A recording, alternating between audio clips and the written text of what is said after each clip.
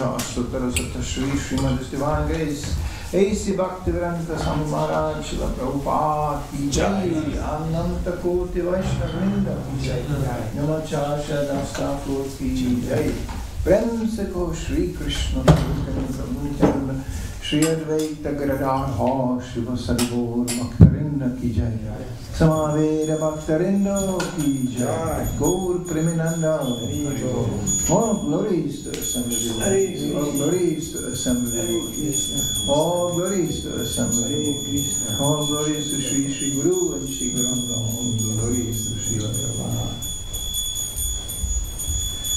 Jai Jai Prabhu Shri Krishna Chaitanya Tanrachara Shrita Sai Bharanyo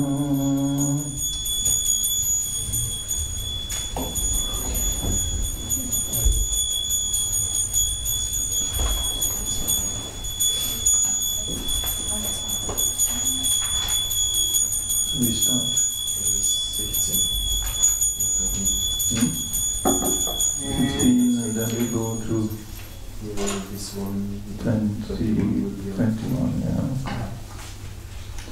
So it is customary every Sunday morning in many temples one reads Chaitanya Charitamrita.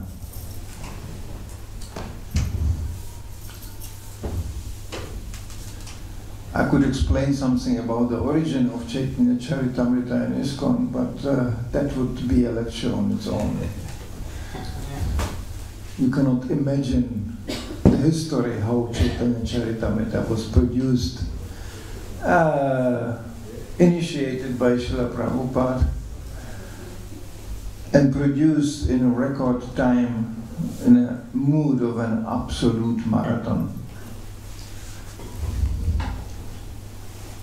With the result, the devotees asked Prabhupada, what is this? Because I don't think there was one member at that time, one member of the Hare Krishna movement who could actually understand Chaitanya Charitamrita. Prabhupada said, I don't care. My spiritual master told me to publish these books. I follow him blindly. That was his determination. So it is indeed amazing, Chaitanya Charitamrita. So we read shlokas which don't contain purport much. It will be considered highly inadequate and unpolite to lecture about shlokas which were not commented upon by Srila Prabhupada. So this is Chaitanya Charitamrita Madhya Lila, 23rd capital, text 16.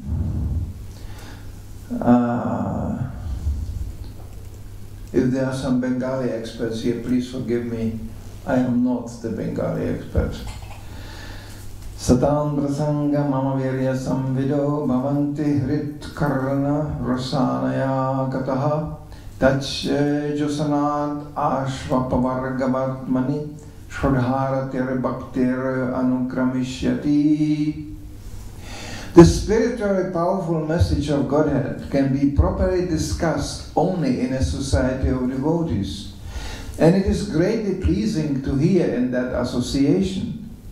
If one hears from devotees, the way of transcendental experience quickly opens, and gradually one attains firm faith that in due course develops into attraction and devotion.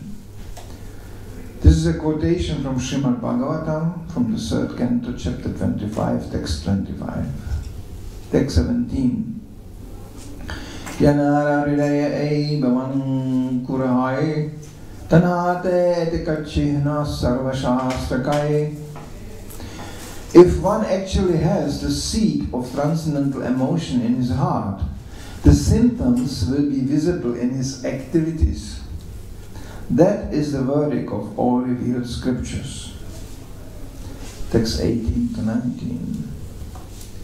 Kshantiravayarta kalatvam viraktirmana shunyata ashabandha samutkantha namagane sadaruchi Asaktishtad guna pyane pritistat vasanti stale iti adyon bhavahasyur jatapavan kure jane.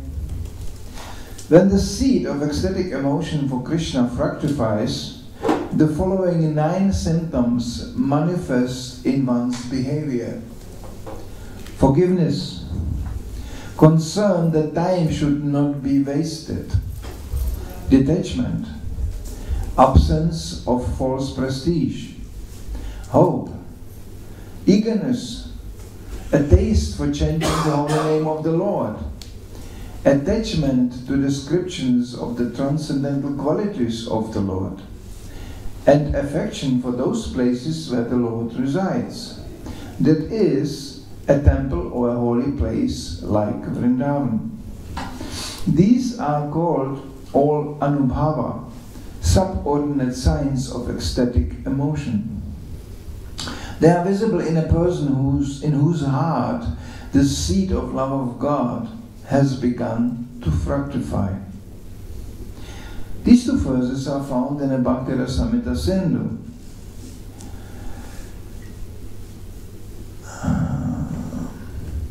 Einava priti ankura yanrachita hai prakrita kshabhe dhanarakshabanai hai. If love for Krishna in a seedling state has fructified in one's heart, one is not agitated by material things.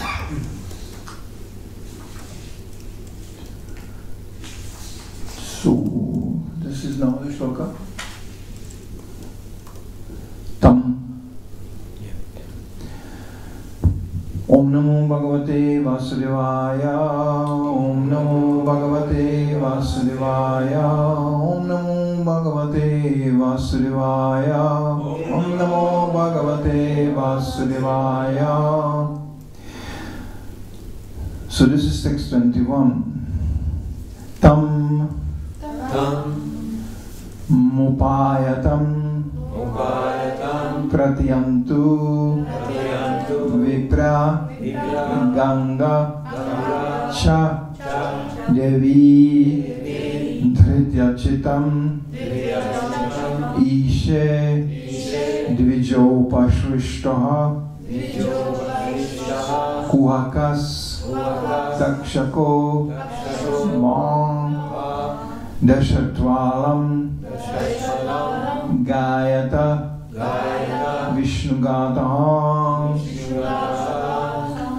Tam Mupayatam Pratiyantu Vipra Ganga Chadevi Dritachitam Ishe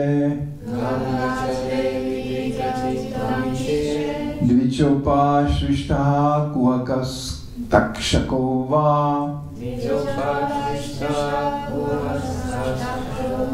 Dashatvalam Gayata Vishnugataha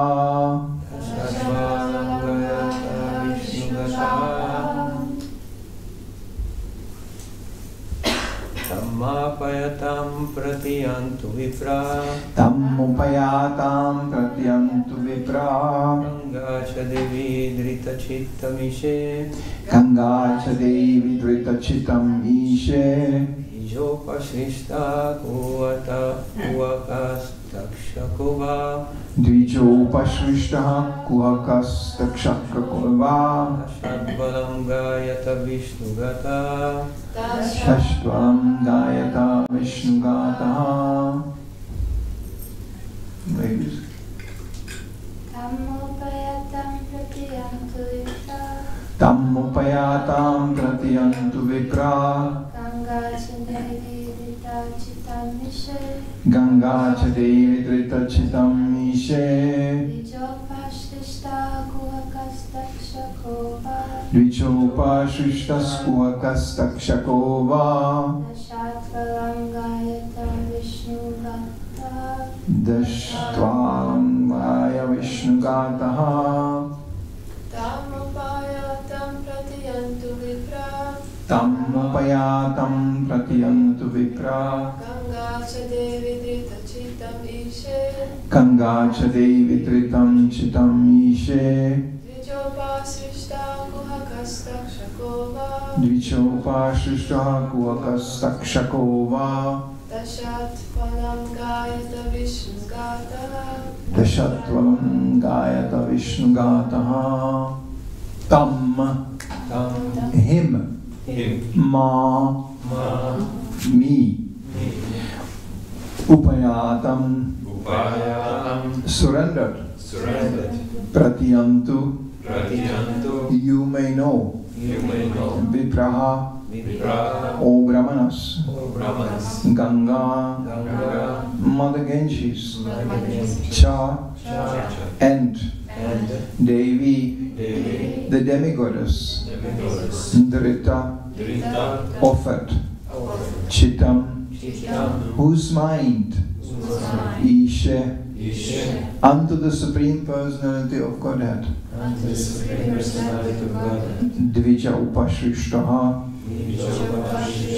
created by the Brahmanas Guhakaha some trickery Takshakaha snake bird Va or Dashatu let it bite Alam never mind Gayata chant Vishnu Gataha the holy names of Lord Vishnu. Translation. O Brahmanas, just accept me as a completely surrendered soul, and let Mother Ganges, the representative of the Lord, also accept me in that way. For I have already taken the lotus feet of the Lord into my heart. Let the snake bird, or whatever magical thing the Brahmana created, bite me at once. I only desire that you all continue singing the deeds of Lord Vishnu. Purport by Srila Prabhupada. This is a verse from Srimad Bhagavatam,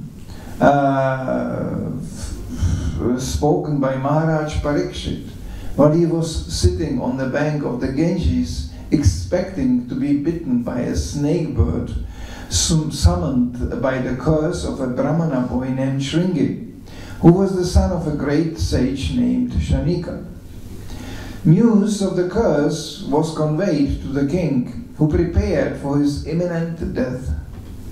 Many great saintly persons, sages, brahmanas, kings, and demigods came to see him in his last days. Maharaj Parikshit, however, was not at all afraid of being bitten by the snake bird. Indeed, he requested all the great personalities assembled to continue chanting the holy name of Lord Vishnu.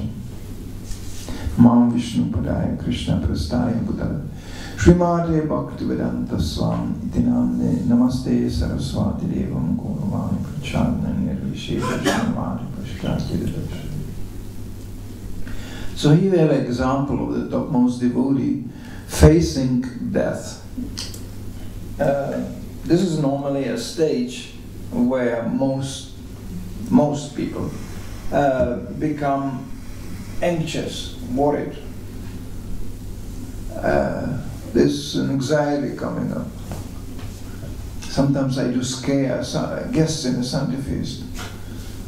I tell them, just imagine, welcome to the Sunday feast, but I have a news for you. Nobody will come out alive from the Sunday feast. And then some go,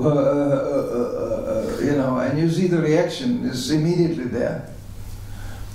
So just imagine, it is not unreal. I saw Gilbert was giving lecture in the morning, no Bhagavatam class. In the evening, they were gone. They were not in this body anymore. For not really particular reason. It can happen. The death is imminent.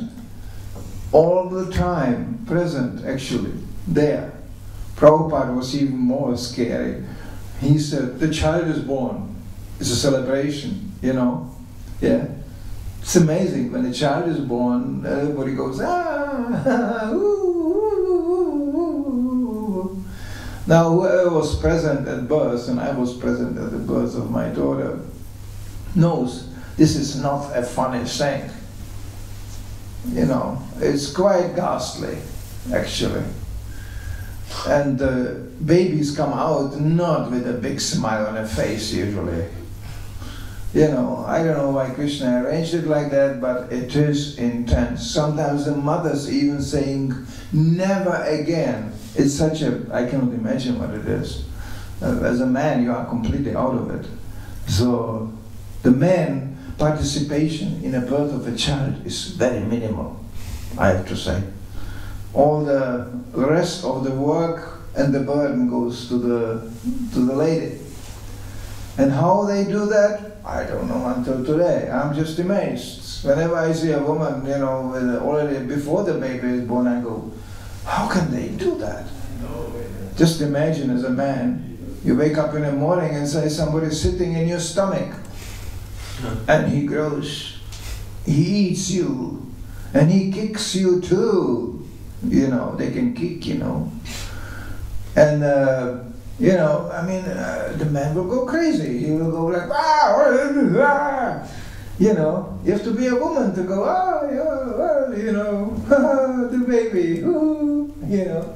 They even say some ladies get happy like that. That's unbelievable. I mean, how will I get happy? Somebody is kicking me from inside, living in my body, you know. It will be very difficult. My false ego will definitely revolt, you know. So this is amazing. It's just amazing. Prabhupada gives examples like that. He says, and when the baby is born, immediately there is food. Prabhupada says, immediately food. Immediately, the restaurant is open. And the baby knows immediately, You don't teach babies how to drink mother's milk. They know how to do that. And, you know, this is amazing. It's all totally arranged. Nobody asks any questions. People live like this, like it is normal. It is actually quite mystical. It's quite amazing how things are arranged. And similarly, the death also comes on its own. Nobody invites death, please. Of course, there are people who do, but actually they don't. They just want to get rid of the body, you know, because there is a situation and the identification with the body is so intense that you think, I have to get rid of that body. Actually, to get rid of the body, you don't have to pray for it and you don't have to plan for it. It will happen automatically. I remember I saw once an interview with the oldest lady in Europe. There was a celebration. It was in France actually at that time. It's a long time ago. And the French, they made a big feast for the lady, and then it was a big celebration. It was, I think she was 180 years old or whatever. So, you know, so it was a big thing. And they brought a big feast for her. And she just smiled and he said, well, it's very nice, but I cannot eat it. and then one reporter, he was very scientifically oriented, so he said, do you know that the scientists are developing more and more refined science, how to replace different parts of the body? So you can live longer and longer and longer. The lady, she had only one tooth. She smiled at him, he said, living longer in this body? Are you crazy? You must be mad. You know? It was completely natural for her. Okay, I mean, and then he asked, are you not afraid of death? And she said, afraid, not afraid, I will die anyway. She was a very pious lady. I mean, she obviously was piously motivated. So, you know, so she said, I will die anyway, so what? He said, and I have to make some more. That was her logic. I have to make some place for the young ones. You know, they need some space. So I have to make some space. That's actually how an old person naturally should think. It's actually, you know, it's time to go. That's it. And Krishna is so kind. He's arranging visually. And you can experience it, how your body is slowly disintegrating. You can see it. You can experience that. There is no pleasure in old age, really. It's so funny with this pension, you know. One of the biggest arguments when I joined this movement, I was 18 years old, And everybody told me, when you join these Hare Krishnas, you will never get a pension. You know, that was like the horror vision. What are you doing? You are joining the Hare Krishna movement. They don't give you any pension. And they don't. Sorry. No. I didn't get any pension from ISKCON. No. No. But I'm not complaining, because I made very clear deal when I was 18 years old. I said, I don't care. I don't care. Now later on, today, from today's point of view, I can even laugh about this even more. You know why? Because these people, they work a whole life hard.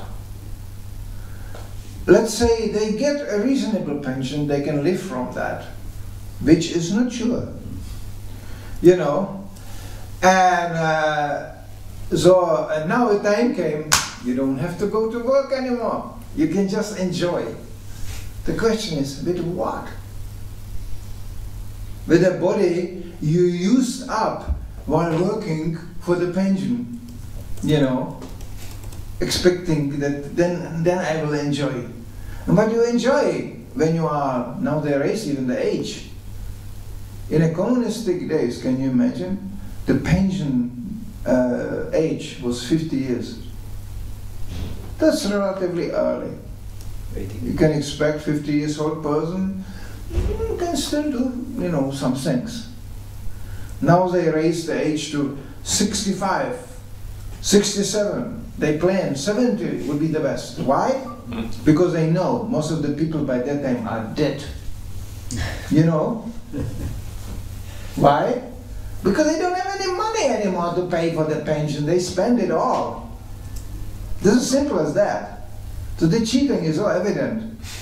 But people still go, yes, there will be the pension.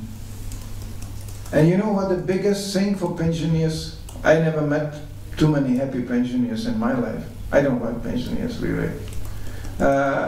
Mostly miserable people who, even when they have some pension, they don't have to go to work.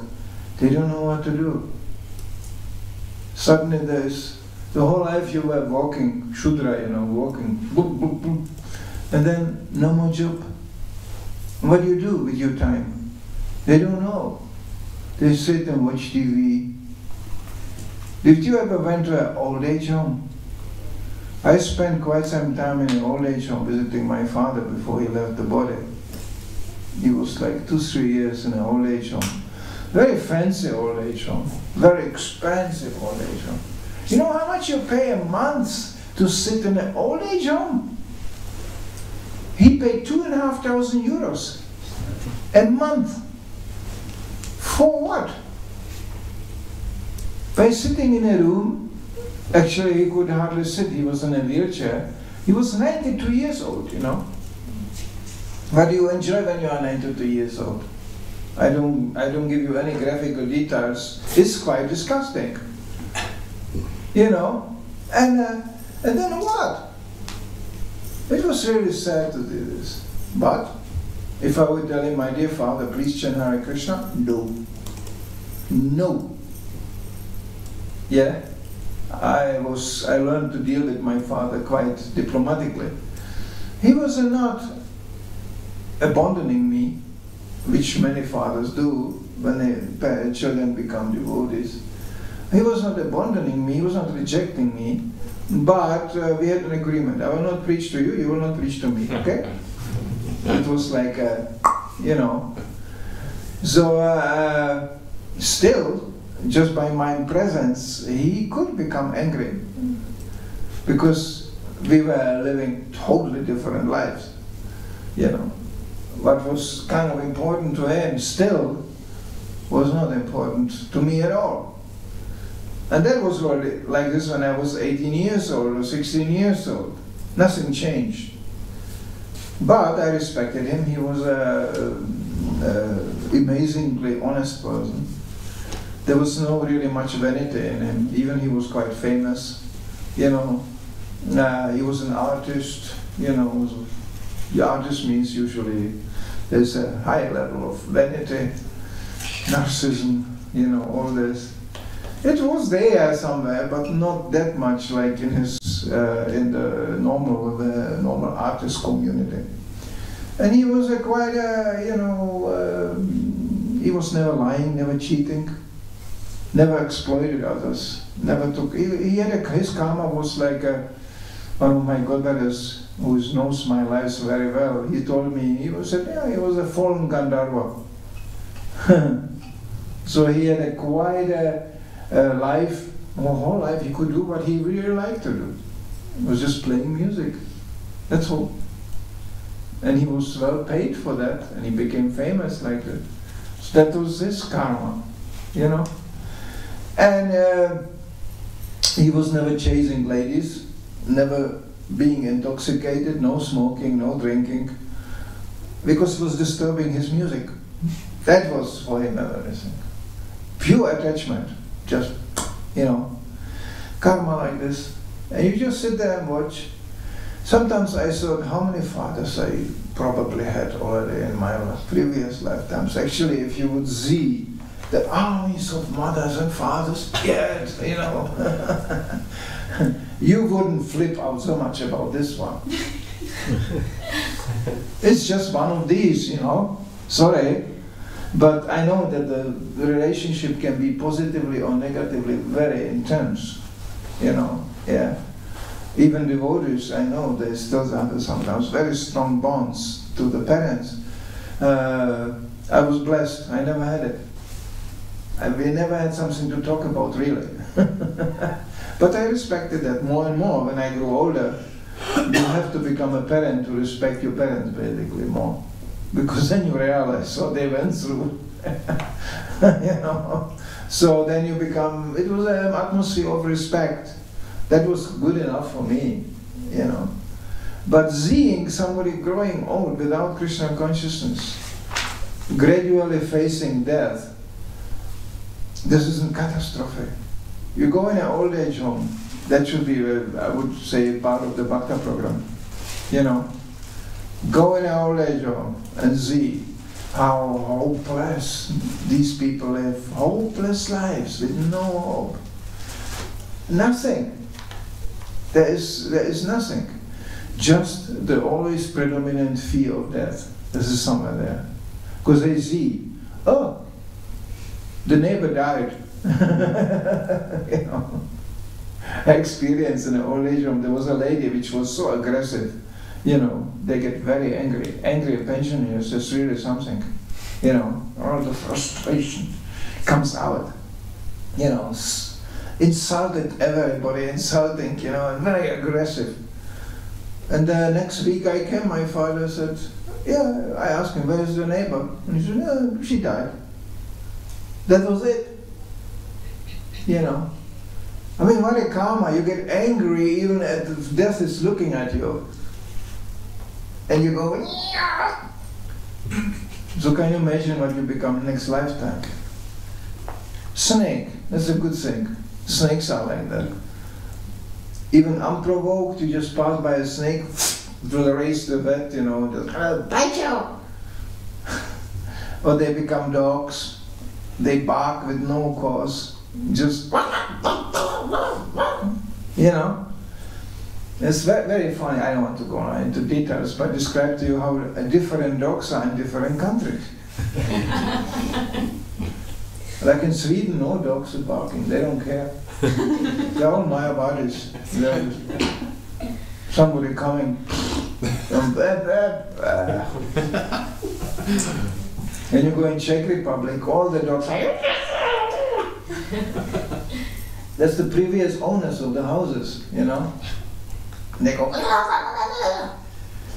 We had to deal with this on Sankirtan. That was a real issue. German dogs, I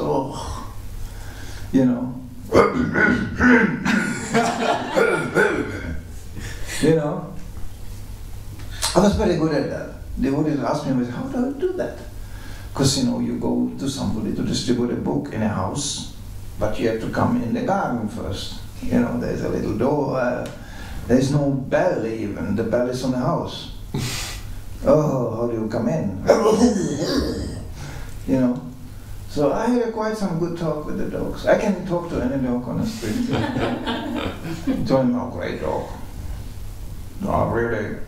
I respect your guarding spirit. You know, you want to bite me? You always give a dog a hand to sniff. They take a sample of you. Because dogs see through the nose. This is information, you know.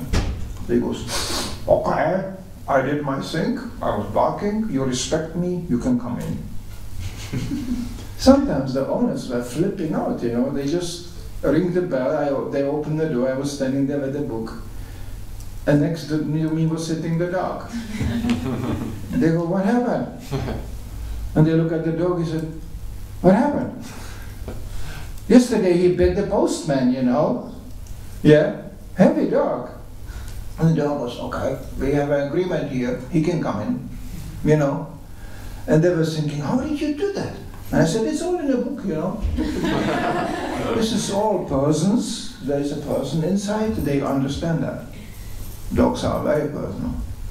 They are more personal than people sometimes, you know. They are very, I didn't met many dog Mayavadis, but I met a lot of people Mayavadis, yeah, that's... But dogs are usually very, you know, very alert. Oh, somebody coming up. What is this? You know, they relate, positively or negatively. So I can talk to dogs, but I cannot talk to people sometimes because they don't accept me as being a person. You know, when this is established, this is the biggest problem on Sankirtan, is through books. How to actually provoke a personal exchange. You know, it's all about that. And how to get the risk that the person will personally hate you. I mean, I lived for many years in Scandinavia. This is a place where you are rejoicing when somebody hates you. Why? Because he accepted me as a person. He hates me. That concept is so already so invigorating. He hates me, that's great, I do exist. Because you cannot imagine how far Mayavada can go. You could have a whole place, temple, full of people. Nobody talks to anybody, nobody relates to anybody. So mechanical. Now we have to be careful, this is just a side point, that our sadhana bhakti doesn't become like that.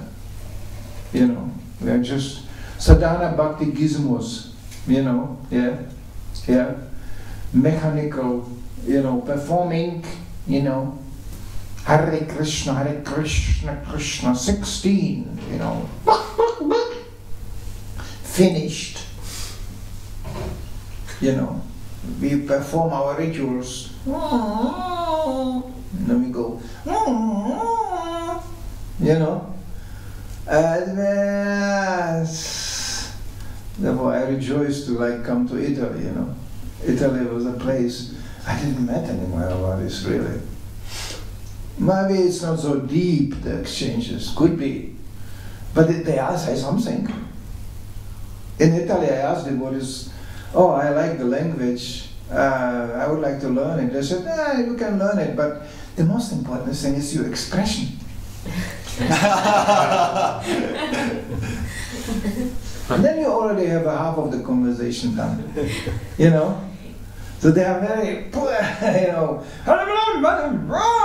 sometimes you think, my God, what happened? And the Italians come together, they are, Mamma mia, you know? And then you go, what happened? And nothing, no. They just say good morning, that's all. You know? Bengalis are a little bit like that too. There's some connection between Bengalis and Italians. It's very dramatical. It's very, you know. Anyway, I don't want to go on in detail, but I liked Italy a lot when I was there. Because I could understand, you know, that they are relating to each other. This is persons. I met even an Italian monk in Venice. There's a small church in the middle of Venice. He was distributing Bibles, was like on Sankirtan. He was going to the tourists, you know, they came into the churches, And he was going, oh, hello, where are you coming from, you know? And he was very,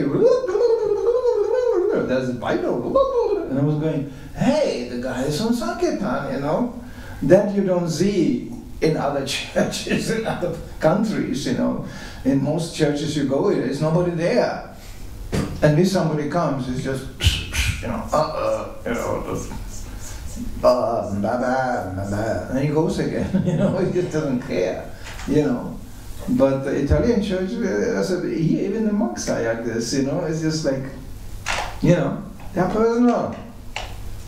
All in Krishna consciousness, this whole movement started like that. By Prabhupada being the supreme personalist, representing the most supreme personalist, Krishna, and relating personally, without even saying anything. I mean, just to look in Prabhupada's eyes was smashing. Nobody ever looked at you like this in your whole life. Prabhupada was like, hello. His eyes were so charming, and they're so intense. It was so intense. Nobody could stay neutral in Prabhupada's presence. Impossible to be Mayavadi. You could run away. And actually Mayavadis did sometimes. They were going, I don't want to hear anything. I don't want to see anything. Bye-bye. And then they run out because they were scared. It was so personal. It was so intense. Prabhupada, just to look in his eyes, there was a whole world of exchange, of rasa. You know, it was all going on. And you couldn't stay neutral. Most of the people collapsed because they realized, oh, you know, he is so pure and I am so impure. You know, you got embarrassed, you got shamed, you got, but there was an exchange immediately, just by Prabhupada appearing. I see him sometimes coming in a door and everything will change. Everybody start to act differently. Prabhupada is coming. You know, it was completely, nobody could stay neutral. Nobody could stay passive. Impossible. Because that's ultimately the spiritual world. It's a constant personal exchanges going on. With Krishna, of course, in the middle. And then constantly. There's no some frustrated gopi sitting somewhere chanting Hare Krishna. You know, leave me alone. You know, no. There's constant. And Chaitanya Charitamrita, when you read Chaitanya Charitamrita, is packed with personal exchanges on the most ecstatic, highest level.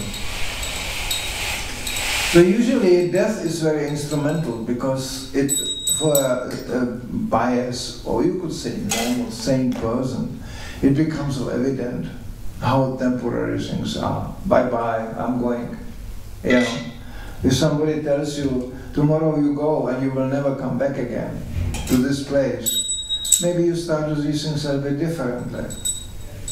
You know, the illusion is that people think always, no, this is forever here and this is mine. And I'm here, you know, that's just going to be like this. I expand, you know. Those who are grihastas may understand what I'm talking about. If you want to understand the illusion of temporality, you have to renovate a house, or buy a house. You know what happens? You think, oh, no, we have a house. So, it's a dream of everybody, you know. That's called griha, star, the griha, right? House. So what happens? If you are lucky and you have money to buy a house, which most people are not, immediately you are indebted. Immediately you are, the bank is there, you know, okay, you can borrow your money, no problem. No, just look, money is coming. But you will pay us the whole life back. And we can change the interest, we can manipulate you, we have you in a grip. So you think, I'm now independent grihasta. No. You are already depending on the bank. Then that's just the beginning. And house. Me, every temple president knows that. It's a constant regime of renovation and maintenance. Constant. You know, actually, the fastest way to ruin a house is not to live in it. All abandoned or empty standing buildings, they deteriorate very fast. Because of the nature of time. It starts with the spiders and webs and dirt and this, and then this is leaking, and that breaks down, and this to be fixed, and this. So basically what you end up doing your whole life, you improve the house and you maintain the house. It will take all the energy basically you have, much of the energy you have, to maintain something which basically you just eat and sleep. But sometimes you cannot sleep because you are worrying about the bank loan. And the eating is sometimes very simple. And you have to eat fast because you have to keep on walking for the house and maintain the house. There's not so much time for eating, you know. And not so much time for sleeping because you have to serve the house. And by the time, if you are responsible, like Germans are really great on this, you know. They spend the whole weekend, in Germany, the whole weekend, you hear only the grass cutting machines, you know, and the shopping houses which sell tools and paraphernalia for your house fixing, they are packed with people. Everybody buys something and, you know, I can fix it myself, you know. That's what they do on weekends. Germans are such a people, they cannot wait until the grass is growing so they can cut it. They're watching, now it's growing, now it's growing.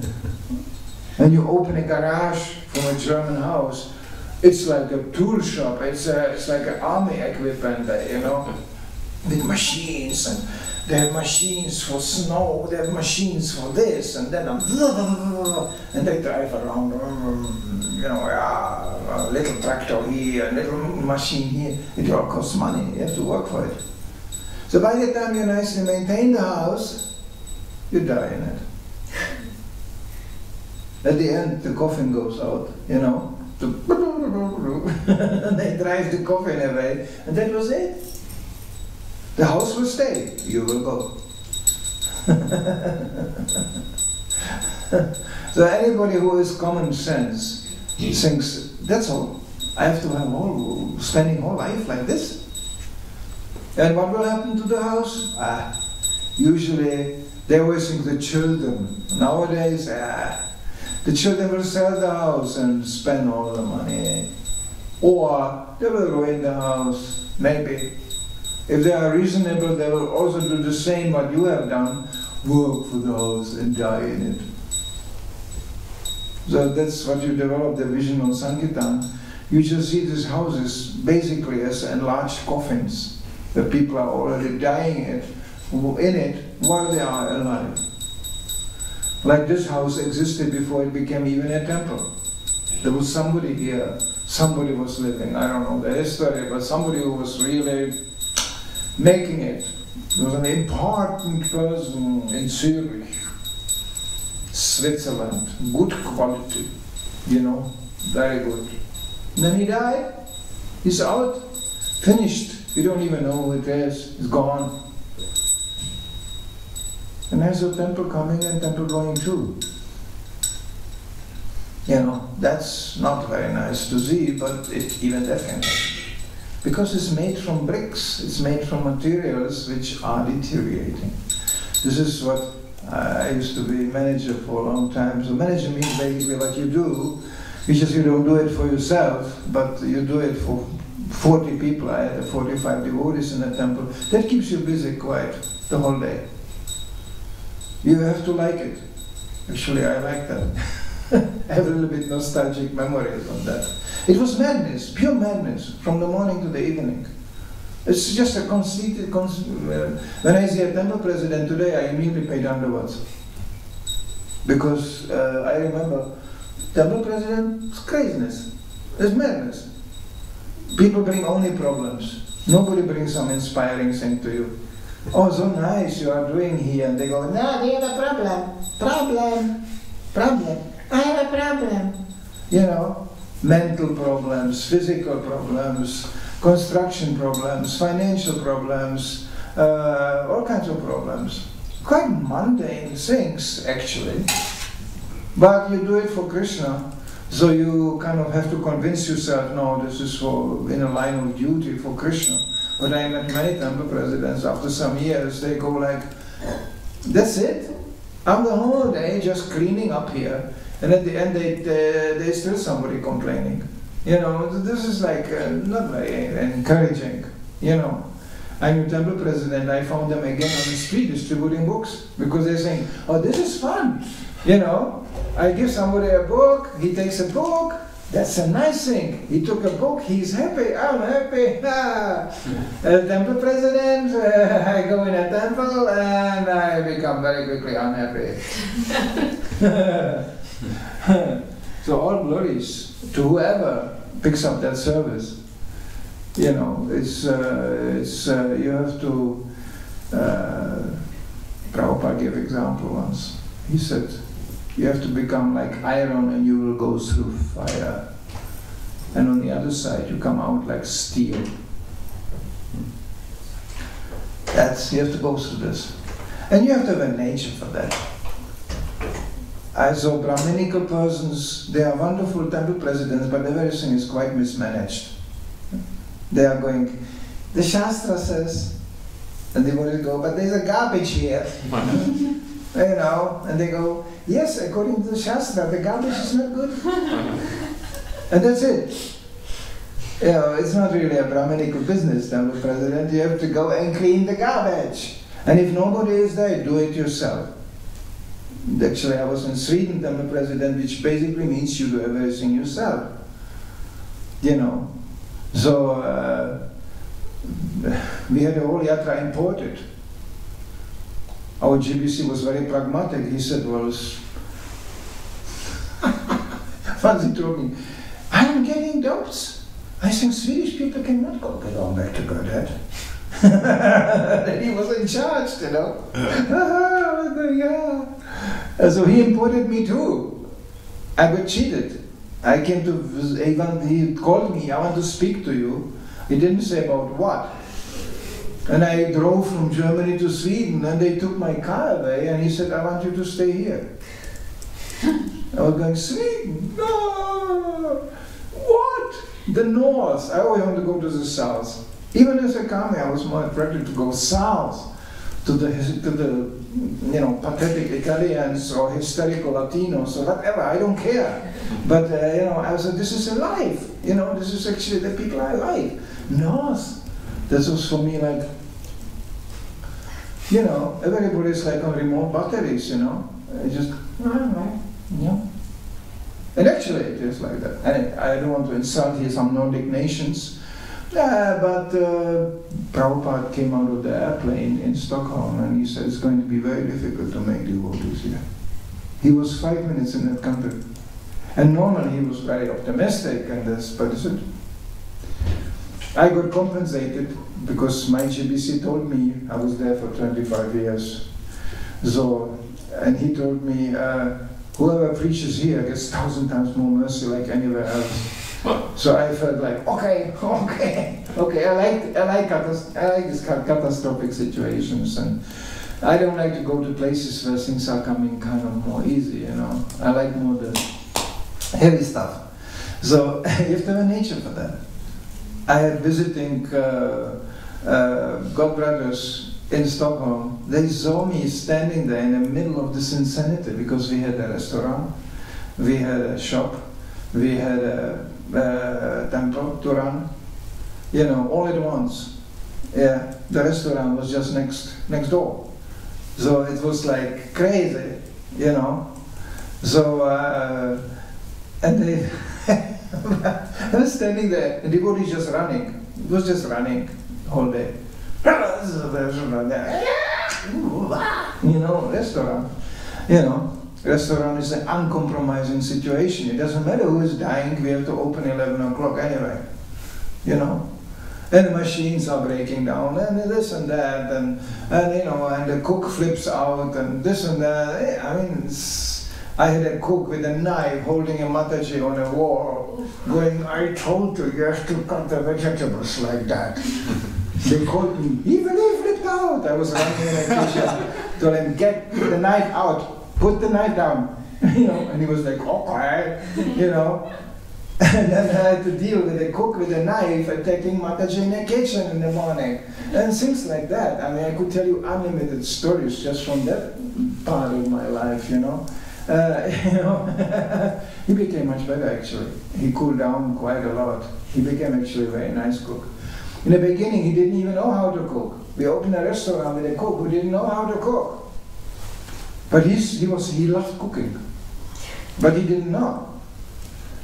So, I mean, and he had something wrong with the tongue, because he just put the spices, and especially the chili, And fortunately, Swedish people have no idea about cooking. So they were thinking, this is Indian. No, it was ruined. I told him, how can we distribute prasadam like this? You take one bite and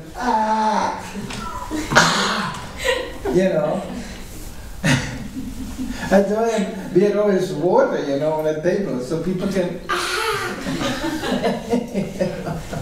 It was horrifying. But we opened a restaurant, okay? I didn't start the show. I inherited. I always came into the catastrophe situations. So I just kind of took it over. It was so hilarious, And he said, it must taste good. When he made like this, I knew the whole prasadam will be ruined. Because he just put, this chili and more chili and all this. The first thing I learned in Swedish was, means, do you have some water here?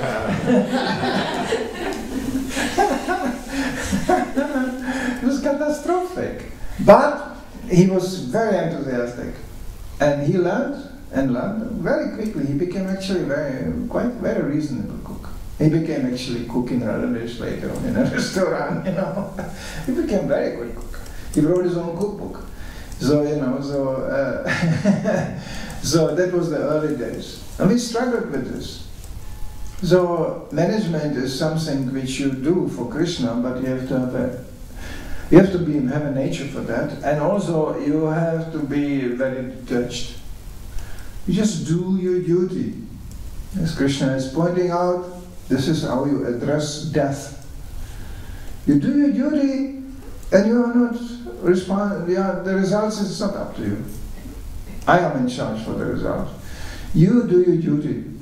In this mood, you can live enthusiastically your life in awareness that actually it will be terminated by death. Then you have here a wonderful example of Maharaj Parikshit, who goes, I'm so grateful you are all here, so nice. To die like this is really pleasant.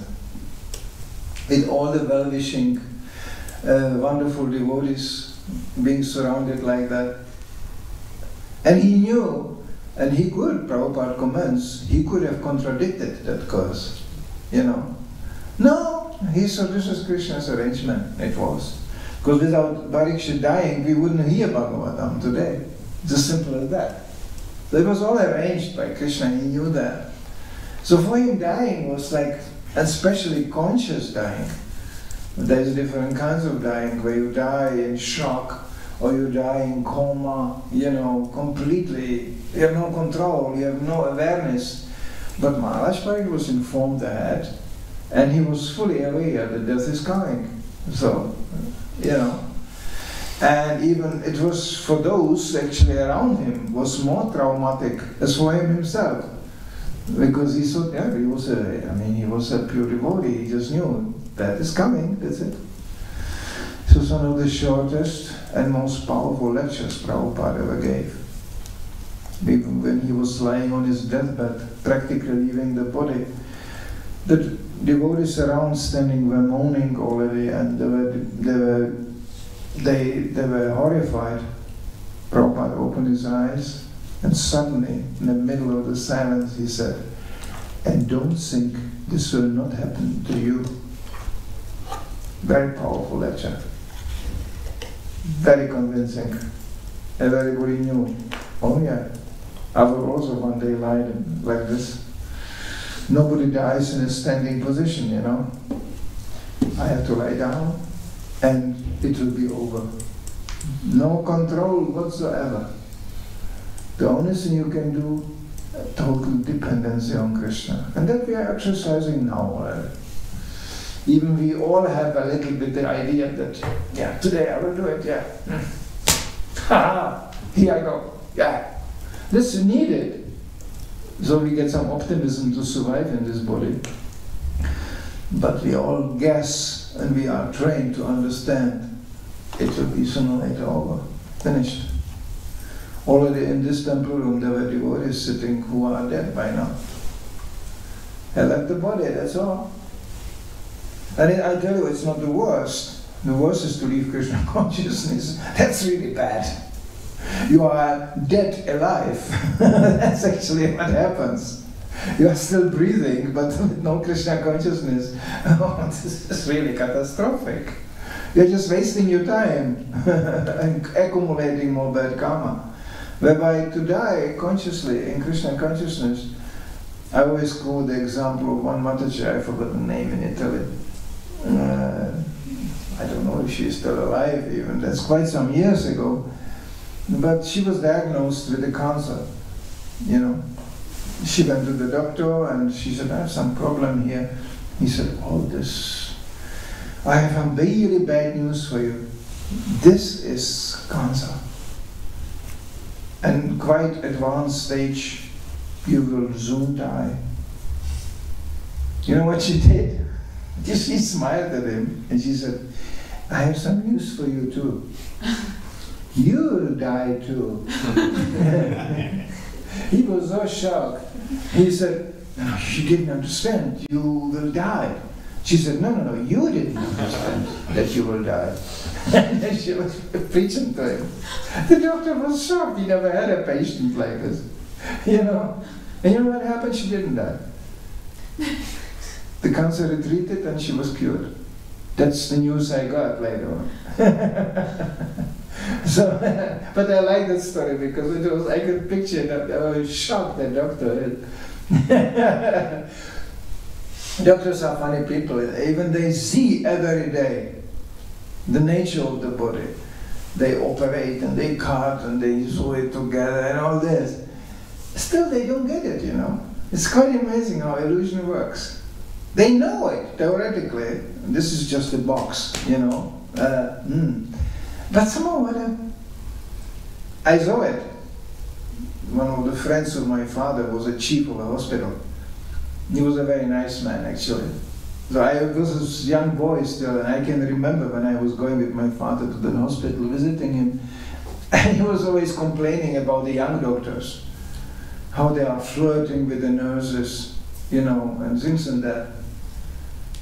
What do you mean? I mean, just imagine, a young doctor, he operates a woman which, you know, cuts the body of a woman, and he flirts with the nurse trying to enjoy her body.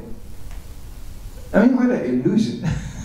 You cut the same body, the blood, all the substances, and you think, oh no, this is a, you know, this is not functionable woman body. And then you go, hello, what are you doing tonight? Hello. And you flirt with a nurse, you think, oh, this is a nice body. No, it's the same body.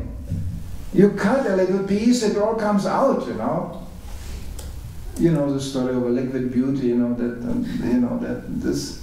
So, I mean, such an illusion. It's just skin. You peel a little bit off, not so nice anymore. No. And you don't have to peel anything, you just wait to grow older. Sorry, sorry if some ladies get, you know, upset, but it will shrink. It gets old, you know. The hair will take grey, and then the charm is gone. Sorry, it's gone. You know, this is a nice thing. Prabhupada said every woman has a time in her life she has a right to be very beautiful. And that's right, because you need that to attract the attention, you know. But it will change. Now in Krishna consciousness we may discover another beauty. And I tell you quite frankly, I met quite a few very, very beautiful old people in Krishna consciousness. The most beautiful of them, Srila Prabhupada. He was so beautiful that even, I heard it just here recently, Godbrother told me, you know, even the hippie girls were falling in love with Prabhupada. I mean, he was in the age of the grandfather, you know, and they were going, Prabhupada, I love you, you know. Prabhupada, I want to marry you. This happened actually. Prabhupada said, sorry, it's not possible, I'm sannyasi. You know, that was it. You know. But he was so attractive. I mean, he was so young, he was so beautiful. You could charm just by it. And how is it possible? His teeth were falling out. You know, he had 2 heart attacks. He's an old man. Normal people don't look like that. Normal people are just, you don't find many beautiful pensioners walking around, you know. And they're all, the worst about pensioners is that they're always complaining, you know. And always hankering. It's so disgusting. It's so humiliating, you know. What do you do? I mean, is your disease going to improve when you hanker around like this? You know, this is the worst thing doctors do, you know. You go to the doctor, you know what that idiot is asking you? Where does it hurt? Or how do you feel? I mean, this already proved that the doctor is an idiot. What do I know? It hurts everywhere, you know. I am in crisis. I am here in trouble. And he asked me, how do you feel? Like horrible. That's how I feel. I mean, it's just so ignorant. Prabhupada said, no, real doctor, he's just measuring pulse. It's Ayurvedic. And he knows immediately, okay, this is the problem. That's a real doctor, not this, how do you feel? You know, what do you mean how I feel? I'm sick, that's what it is. But the devotees, they have sometimes, Prabhupada said, yeah, we don't go much to doctors, it's a fact. Sometimes devotees are a bit negligent. I have even an expert devotee, I know devotees who are top doctors. One of the leading neurologists, he's quite often in Switzerland, he is in Geneva, he's giving lectures.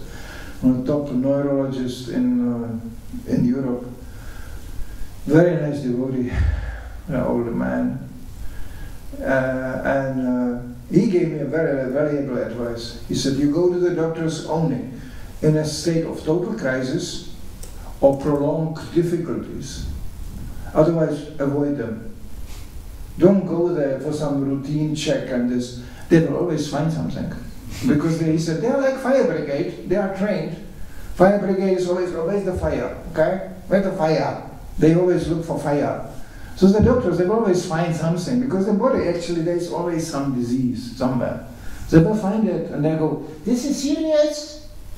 And usually they give you a medicine, and they give you a treatment which makes the disease, which eliminate maybe the feeling of the disease, but it creates another one. I mean, you look at the prescription, you know, the by-effects of the tablet, they are like a disease in itself, you know. You take something for headache, it ruins your stomach. You take something for stomach, it ruins your liver. You know, it's just like, what is this? What kind of medicine is this? So devotees usually are not so enthusiastic to go to these places. Prabhupada said, never bring me to a hospital. That was heavy. That was very heavy. Because he was collapsing, he had heart attacks. And he said, never bring me to a hospital. And they were going, what shall we do? He said, just chant Hare Krishna. Prabhupada was so determined, and he came from the medical business. He was a pharmacist. So he knew this can get only worse. No. Now, we have to. I was in a hospital recently, you know, because of a simple cut-up leg. So I just... And devotees in the hospital usually is a disaster, you know.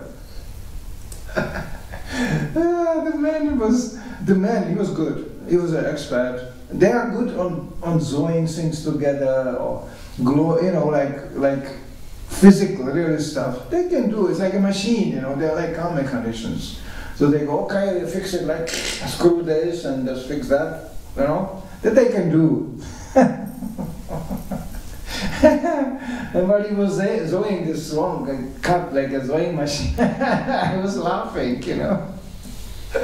I told him, "You're not doing a very good job." My mother was a dressmaker. She was professional. She would sew it together much better. And he was laughing and he said, "Don't make jokes. I have to concentrate what I'm doing." He said, "Don't you feel anything?" I said, "Not much, really, sorry. What do you want me? You want me to cry or what?" He said, no, we have enough crying people here. Okay, no. I'm happy that you are cool, you know, it's okay. You know? We had a really conversation while he was doing this together.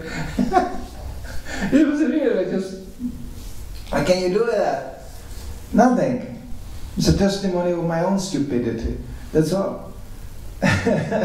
So, usually devotees are like that. You know, they are because this is one of the most valuable things you get in Krishna consciousness. It's not the awareness of bliss, that also, actually it's a test, but it's a loss of fear of death. This is very valuable, this is wonderful. Most people don't have it. You don't feel like, you know, scared. You feel like, seriously, you feel like, well, it's coming, yeah. It's not nice when it's coming. That would be quite sadistic if somebody would laugh, going, "Ah, I'm dying, ah." I give an example of one of the most beautiful devotees I met in my life, of Sridhar Swami, who was diagnosed with disease, I don't know, I'm not expert, but his body was deteriorating. And then I spoke to him, maybe he was in full awareness, full consciousness. The doctors told him, "We know you like to eat." He was known as the prasadam lover. So, you know, and he was called the Jolly Swami. That's actually why I liked him so much, because he didn't have to accept sannyas. He was a kind of sannyasi naturally. He himself even told me, he said, "I know, I'm a funny person. I can make lots of jokes. Ladies like that. But I never, you know, have any problems with that." Really. You see, there is an awareness, and he was really himself. He preached it openly. He said, "Be yourself," which is requirement. Mayavadi said it too. Anyway, so be yourself. It's a very valuable thing. Because in the material world, nobody knows who he is. And even in Krishna consciousness, we tend to accept, you know, designations, which are natural for somebody else, but not for us. And that creates a big problem. I saw wonderful devotees placing themselves in circumstances which they didn't belong to, it didn't correspond really to their nature, and they got big trouble, up to the point they were leaving Krishna consciousness. It's tragic to see this, but it's a heavy warning for everybody. Let's not try to play some games here. You know, let's be what you are and use it for Krishna. That's the whole idea. Arjuna also wanted to be somebody else. He said, "No, I will renounce now. I will go in a forest. I will become a Brahmana." And Krishna was laughing. He said, "Mahabaho, really? You, Brahmana? What?" And we know Arjuna, you know the story. Arjuna once was in a forest meditating, and you know what happened? He got in trouble with Lord Shiva, and they devastated the whole forest, fighting each other. That was the result of Arjuna's meditation. You know, complete ecological disaster. You know, so and this is educational. So you have a certain nature built in. It doesn't have to. It's not necessarily spiritual nature, but the bodies have a different function, different nature.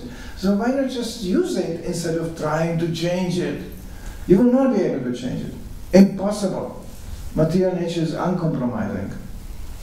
I know I'm getting now into very controversial, spheres, but we are living in such a days, even women try to be men, It's just like, why? Why? Why to do that? It's waste of time. First of all, it's not possible. And second of all, women can do things which men cannot do. And men can do things which women cannot do. So let's do it for Krishna, and it's going to be all wonderful. And we can continue today in a Sankirtan meeting to describe where is the platform to be found. So we are not women, we are not men, we are not this, we are not that, we are devotees of Krishna. And we are expected to use whatever we got for Krishna. So it's the motivation, it's the desire which is actually important, not the change of body. I mean, do you want to be born when you are a woman as a man in next lifetime? I tell you, not a good deal. I'm living in a man body, not a good deal. Don't do that. And or do one man become women? Can happen. Yeah. Ask any woman how is it. I know many women who will tell you, don't do that, don't do that.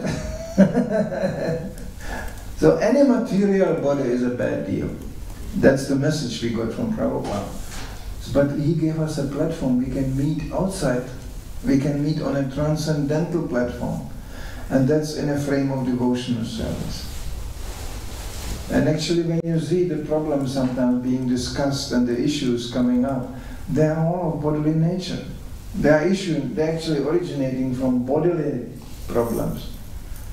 But Prabhupada gave us the platform where we can actually transcend these problems. There will be still something, of course there will be always something there.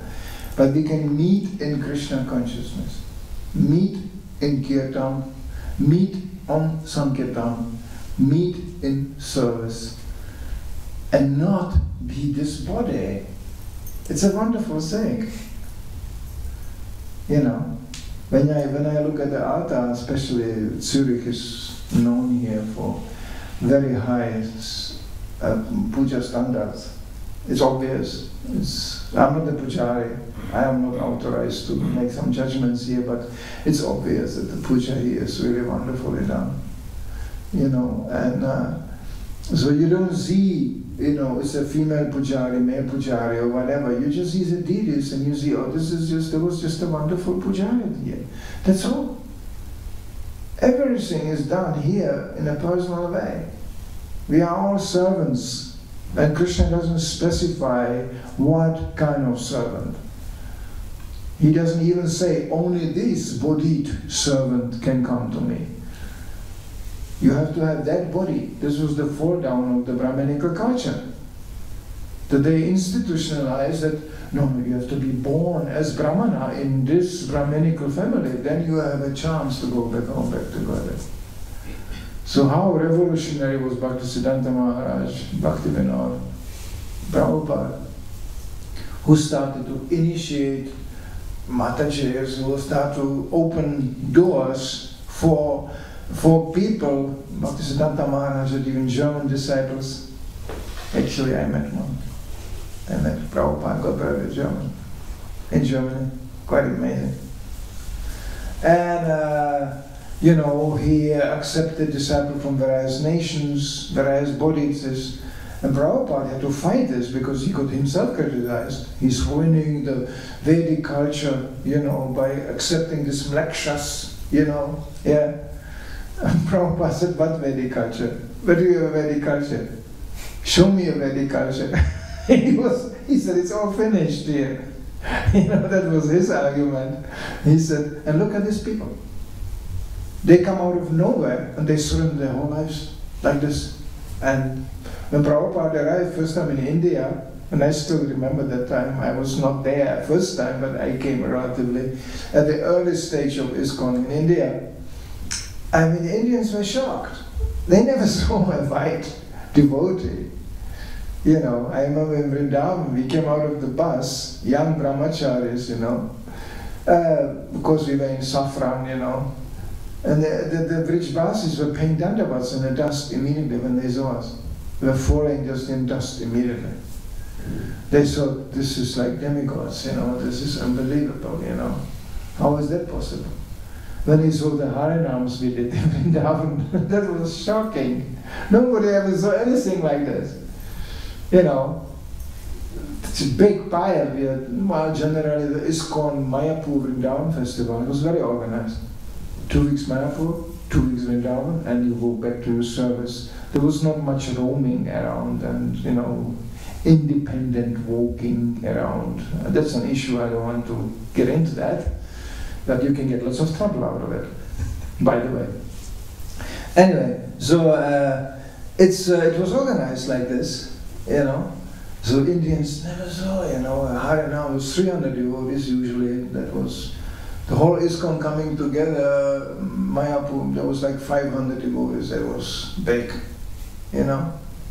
Yeah, Mayapur wasn't not even ready. I remember I was just that there was 2 buildings standing there, you know, and otherwise it was just dirt. And then we came to Vrindavan, and the Harinams through Vrindavan, it's 300 devotees. The Vrijvasis never saw anything like that.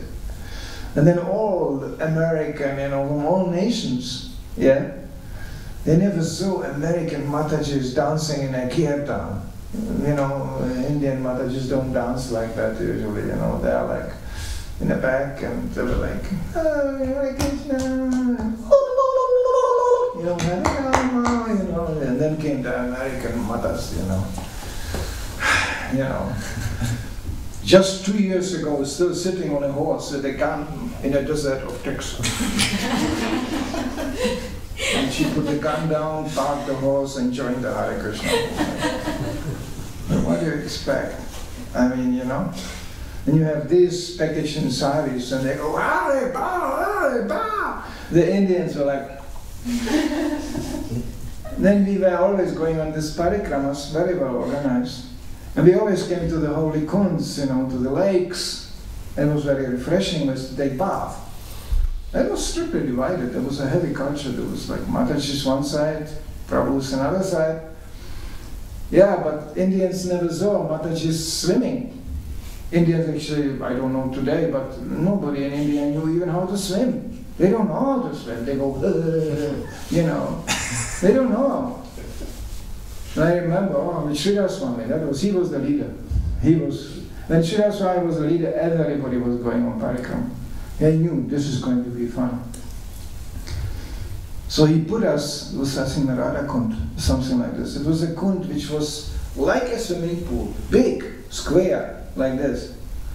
And he put us all in one line, on one side.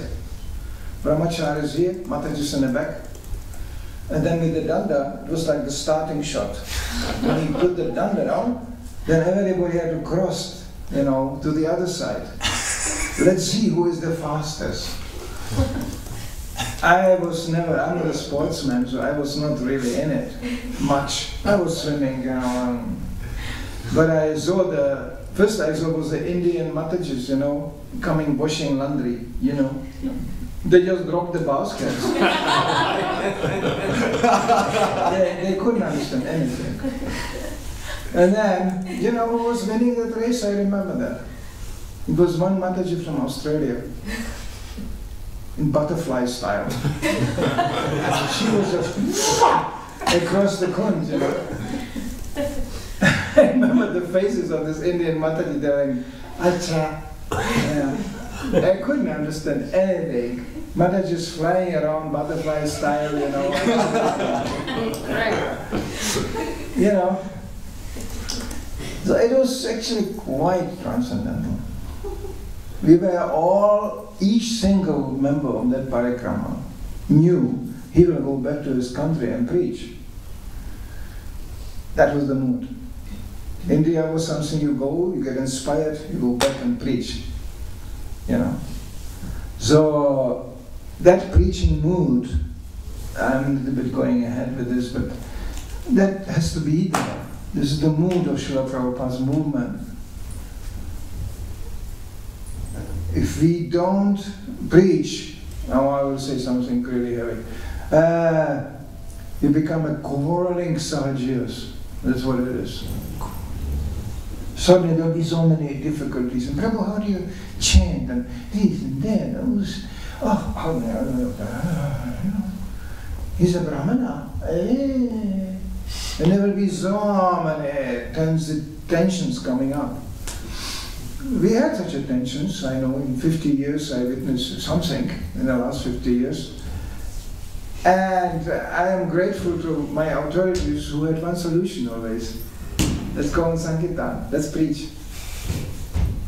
And once, when we are in that fire of preaching, so many difficulties, you realize, it's just childish. We are sometimes like little children, you know. I want my goodie. He stole my ice cream. It's ridiculous. There are people dying out there, going to hell all the time. Today, I can give you a ghastly description of the city of Zurich. You will not see it when you go out, because it's hidden. I mean, they all go to hell. Sorry. You know how many people get killed in Zurich today? Even before they were born? Nobody knows the numbers. Nobody speaks about it. You know how many innocent animals get slaughtered? Hey, this is the society we are living in, come on. But to speak of the Christmas illusion they are in, walking around thinking they have to be suddenly happy on the 24th of December. Who started the whole show? Not Jesus Christ, sorry. He had nothing to, Jesus had nothing to do with Christmas, okay? There's no way in the Bible that whoever worships the Christmas tree is a great Christian, you know. The Bible doesn't have such a quotes. So this is all illusion, and people are dying, wasting their bodies away. We should be aware of that. This is the ultimate saving station here, this temple. This is the ultimate saving device we have. This book distribution, this preaching. Anybody picking up the holy name, picking up a book, picking up a piece of prasadam, this is for the eternal benefit of these people. You should always have it in a front line. You know, they used to joke about me that I manage a temple like a Sankirtan van with no wheels. You know, like stationary, you take the wheels off. But actually, that's for me was like this. What do you do on Sankirtan? One is cooking, one is cleaning, one is counting the money, and we all go out and preach. Prabhupada was envisioning the temple like this. He said, this is actually not even for you. This is not for you, this is for people to come. It is not us here, living here. Of course, devotees do live here, but we are just a maintenance crew, that's all. When we understand that, then suddenly we will have some fun. We can be a happy maintenance crew. Happy, you could say, ambulance, you know, happy fire brigade crew, you could call it. Yeah? And I can tell you, the strongest relationship, we always hear sometimes, relationship with devotees. How do you feel about me, Prabhu? Well, I don't know. You look strange. Well, some people look strange in Krishna consciousness and all that. You know, where do you come from? Huh? I hope he doesn't come from, I could mention now some regions. I hope he doesn't come from some remote part of Russia. They kill people there, you know. When I visited Russia, I was in a quite remote part. We stopped in a little shopping center. A car next to us stopped. You know, this car which is 4 different wheels, and you know, and You know, they drive all kinds of cars in Russia. The guy opened a trunk and took out bag to go shopping. And I looked in the trunk, I was thinking, there were 2 Kalashnikovs lying inside. And I told the devotees, you know, everybody going shopping with Kalashnikov here, you know. You know, it's a very heavy weaponry. So they were going, yeah. I mean, there's so many bears here, you know. These bears are very rare. In Russia, you stop on the side of the road, there's a big sign, don't feed the bears. You know, big sign. Yeah, very rare. You know? And these people, for them, it's like rabbits. Well, we're bear, you know. Yeah. Anyway, I would say don't mess around with Russians. Very dangerous. This is a breed of people, and there are many. Hitler tried, Napoleon tried, they were all finished. They were all finished. They were happy that they got out of Russia, you know, again. Don't. It's very heavy. And when you see in Krishna consciousness what's happening in Russia alone, it's amazing. You know, it's just simply amazing. So this is just example of something, you know, a spirit we should keep and we should have. We should not keep Krishna consciousness for ourselves.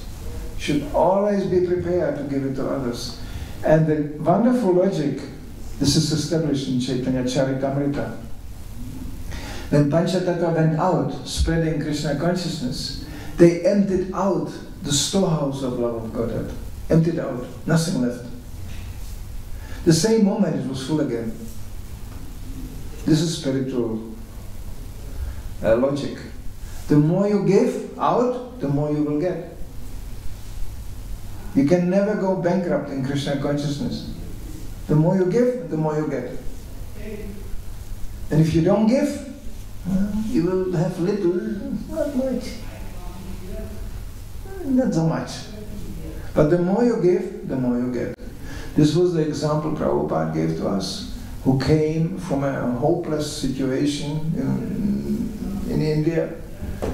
Old man coming to the West, and his whole life was about giving Krishna consciousness to the last breath. You know, many acharyas in the history of our parampara, they retreated before their leaving body. Yeah? But Prabhupada followed Maharaj Pariksit. He is our Maharaj Pariksit, who died in public. He left the body completely in public view. You know? Actually, in the beginning, Prabhupada said, I'm really sick. No more guests today. So people is blocked. Because always people want to come to see Prabhupada in Vrindavan especially. If you know Prabhupada's room in Vrindavan, it's on the bottom floor. It's not somewhere in a tower. It's on the bottom floor. You can look inside when you go. The Prabhupada was lying there, leaving his body. So devotees blocked the audience. The next day Prabhupada said, why is nobody coming? And then they said, well, Prabhupada, you said it's finished. He said, no, open the door. And again people started coming. Prabhupada was of course annoyed. He said, I am lying here, dying. And you know what they do? They come in and they go, Swamiji, how are you? What a stupid question. He said, don't they see I'm dying? And they ask, how are you? I mean, you know, there's a point where actually such a question becomes quite comical, you know. There's a point where you ask, Prabhu, can we speak something about Krishna? This is the real help, and this is why Maharaj Pariksit is so rejoicing. He finds himself being surrounded with so many wonderful devotees who remember him on Krishna all the time. And this is the best way to go. So let's see what Krishna will arrange for us. But it's coming, yeah. Sorry. We will all die. But let's do something valuable until then. The clock is ticking. Right now it's clicking. I have to finish the lecture and then there will be so much things to do. The clock, the time is uncompromising. So let's do something real. And every day counts. It's so wonderful.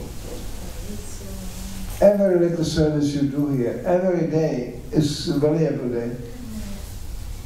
Today, another Sunday feast, another thing. You know, this gives never in vain. There is an eternal credit for those who are serving, for those who are coming, for those who are participating. So that's the wonderful nature of Krishna consciousness. It gives you eternal credit.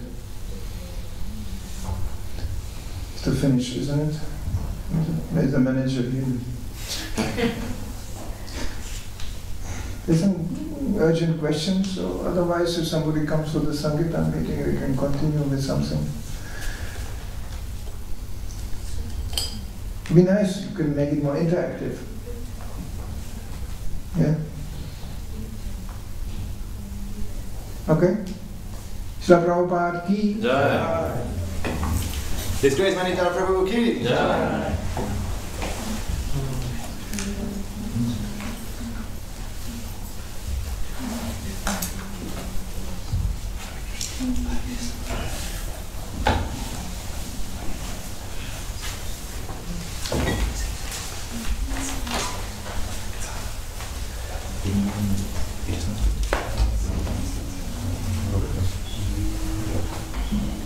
Yes,